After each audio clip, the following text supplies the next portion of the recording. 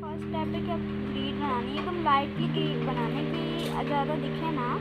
तो चलिए स्टार्ट करते हैं। तो अब आउटलाइन बनाना स्टार्ट कर देते हैं।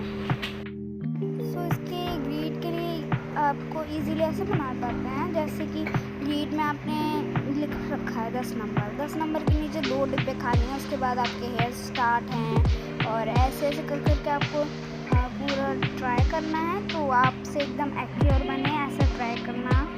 तो फर्स्ट टाइम में ज़रूरी नहीं कि फ़र्स्ट टाइम में सबका इतना अच्छा बन जाए, तो ट्राई करना कि आपका अच्छे से अच्छा बने। 2 से 3 बार आप ट्राई करो, फिर आपका अच्छा बनना स्टार्ट हो जाएगी drawing. Okay, so guys let's enjoy this video and music. So